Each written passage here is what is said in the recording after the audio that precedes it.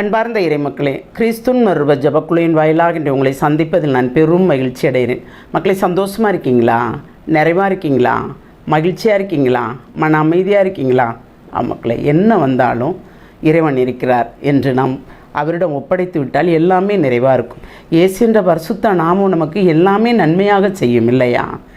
நம்மை சுத்தப்படுத்தி நம்மை தூய்மையாக்கி ஒவ்வொரு நொடி பொழுதும் நம்ம என்னென்ன செய்யணுங்கிறதையும் அந்த இயேசு என்ற பரிசுத்த நாமம் நமக்கு விளக்கி கூறும். இன்றைக்கி அவர் நமக்கு என்ன இறைவார்த்தை தருகிறார் பார்ப்போமா? திருத்தூதர் பவுல் எபிரேயருக்கு எழுதிய திருமுகம், அதிகாரம் 2, இறை வார்த்தை 7-9 முடிய. ஆயினும் நீர் அவர்களை வானதூதரை விட சற்று சிறியவராக்கியுள்ளீர், மாட்சியையும் மேன்மையும் அவர்களுக்கு முடியாக சூட்டியுள்ளீர். உமது கைப்படைத்தவற்றுக்கு மேலாக அவர்களை நியமித்தீர். எல்லாவற்றையும் அவர்கள் பாதங்களுக்கு கீழ்ப்படுத்தியுள்ளீர். அனைத்தையும் மனிதருக்கு அடிபணிய செய்தீர். எதையும் பணியாதிருக்க விட்டுவிடவில்லை எனலாம். எனினும் அனைத்து மனிதருக்கும் இன்னும் அடிபணிய காணோம்.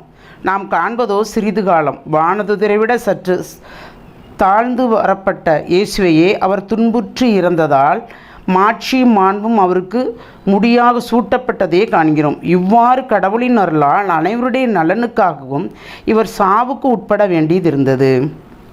Praise the Lord. அப்போ இங்கே இயேசுவை பற்றி தான் கொடுக்குறாங்க இல்லையா?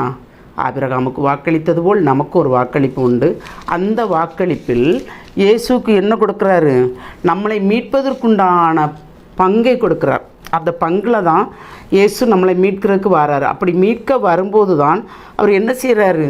ஒவ்வொரு நொடி பொழுதும் நம்மளை கண்ணுக்குள் வைத்து நாம் எந்த பாவத்திலும் சின்ன சின்ன பாவத்தில் கூட விழாதவாறு நம்மளை பாதுகாக்கிறார். இயேசு என்ற பரிசுத்த நாமத்தில் பாதுகாக்கிறார். அவர் தான் நமக்காக துன்புறுகிறார் இல்லையா? ஏனென்றால் நாம் யாருக்கு அடிபணிகிறோம்? எந்த நிலைக்கு அடிபணிகிறோம்? மனிதருக்கா? கடவுளுக்கா? யாருக்கு அடிபணிகிறோம்? பணம் படைத்தவங்களை பார்த்த உடனே ஒரு கும்பிடு போடுறோம் இல்லையா? சில பேர் மரியாதை செய்வாங்க, ஆமாம். ஆனால் எல்லா மரியாதையும் யார்கிட்ட இருந்து வருது? இறைவனுக்கு கொடுக்க வேண்டிய மரியாதை நாம். முதலில் அவருக்கு மரியாதை, பின்பு தான் மற்றவர்களுக்கு மரியாதை இல்லையா? மரியாதை கொடுக்கணும் இல்லைன்னு சொல்லலை. யாருக்கு என்ன மரியாதை கொடுக்கணும்னு நமக்கு தெரியுமே. ஆவியானவர் நமக்கு உணர்த்துவாரே இல்லையா? இயேசு என்ற பரிசுத்த நாமத்தின் மூலமாகவே நாம் எல்லாமே செய்யலாம். ஏனென்றால் அவர்கிட்ட கேட்டு செய்யும்போது இயேசு என்ற நாமம், அந்த நாமத்துக்குள் நாம் எதை செய்ய நினைக்கிறோமோ அவர்கிட்ட ஒப்படைச்சிட்டோம்னா அவர் நமக்கு உறுதுணையாக இருப்பார். எல்லா வகையிலையும் உறுதுணையாக இருப்பார். ஏனென்றால் படைத்தது எல்லாமே மனிதருக்கு கீழ்ப்படியும்படி வைத்தார். ஆனால் கீழ்ப்படியுதா? எல்லாமே இல்லை. இப்போ நம்மகிட்ட ஒரு வேலைக்காரங்க இருக்காங்க. நீங்கள் ஒரு முதலாளின்னு வச்சுக்கிறோமே. நீங்கள் வேலையாட்கள் வச்சுருக்கீங்க. 10 பேர் வேலை பார்க்குற இடத்துல 8 பேர் உங்களுக்கு கீழ்ப்படிவாங்க, 2 பேர் கீழ்ப்படிய மாட்டாங்க இல்லையா? அதை போல தான் கடவுள் படைக்கும் போதே கீழ்ப்படிந்தவர்கள் நன்மையை பெற்றுக்கொண்டார்கள், கீழ்ப்படியாதவர்கள் எரிநரகத்திற்கு தள்ளப்பட்டார்கள். நாம் கீழ்ப்படியும் போது, இறைவனுக்கு உகந்த வாழ்க்கை நாம் வாழும்போது எல்லாமே நமக்கு நிறைவாக இருக்கும். அப்போ அந்த எல்லாமே நிறைவாக இருக்கணும் என்பதற்காகத்தான் நமக்காக, நம் பாவங்களுக்காக, நம்முடைய செயல்களுக்காக, நம்ம எண்ணங்களுக்காக இயேசுவே பிதா கையளிக்கிறார் இல்லையா? தந்தையே தன் மகனை கையளிக்கிறார். நாம் அவருக்கு கீழ்ப்படுகிறோமா? அந்த கீழ்ப்படிதலான இதை நாம் கற்றுக்கொண்டோமா? ஒரு விசை சிந்திப்போமா? எல்லாம் வல்ல இறைவா, ஆமாண்டவரே, கீழ்ப்படிதல்னால் எவ்வளவு ஆசீர்வாதங்கள் உண்டு.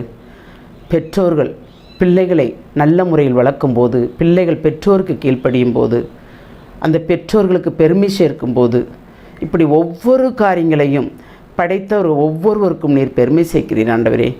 பிள்ளைகள் பெற்றோருக்கு கீழ்ப்படியதே ஒரு கீழ்ப்படிதல். அதுபோல் நாங்கள் அனைவருமே இறைவனுக்கு கீழ்ப்படிதலே ஒரு பெருமை. ஆமாண்டவரே, ஏனென்றால் நாங்கள் உமக்கு கீழ்ப்படியும் போது எந்த தீங்கும் எங்களை தீண்டாதவாறு நீர் எங்களை தற்காக்கிறீர்.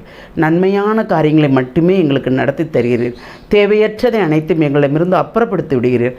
அதற்கே நாங்கள் கோடான கோடி நன்றி கூற வேண்டும். ஏனென்றால் ஒவ்வொரு நாளும் ஒவ்வொரு விதமாக எங்களுக்கு கழிகிறதே. ஒன்றுமே இல்லை ஆண்டவரே. ஆனாலும் இந்த நாள் கழிந்து விட்டது என்று நாங்கள் பெருமைப்படுகிறோம். இரவு படுக்க செல்லும்போது ஆமாண்டவரே ஒவ்வொரு நொடிப்பொழுதும் நினைவு கூறுகிறோம். இந்த நாள் முழுமைக்கும் நீர் எங்களுக்கு செய்த அனைத்து காரியங்களுக்கு நன்றி கூறும்படி செய்தீரே ஆண்டவரே என்று உமக்கு நன்றி பகிர்ந்து அதிகாலையில் எங்களை நீர் தட்டி எழுப்பும்போது எந்த நிலையில் எங்களை எழுப்புவீர் என்பது உமக்கு மட்டுமே தெரியும் என்று உம்மிடம் நாங்கள் ஒப்படைக்கிறோம். அதாம் ஆண்டவரே நீர் எங்களோடு கூட இருந்து எங்களை வழிநடத்துகிற அந்த கிருபைக்கு நன்றி கூறி எங்களை முழுமையாக உம்மிடம் ஒப்புக் கொடுக்கிறோம். எங்கள் ஜெபம் கேட்கும் நல்ல பிதாவே. ஆமேன், ஆமேன், ஆமேன்.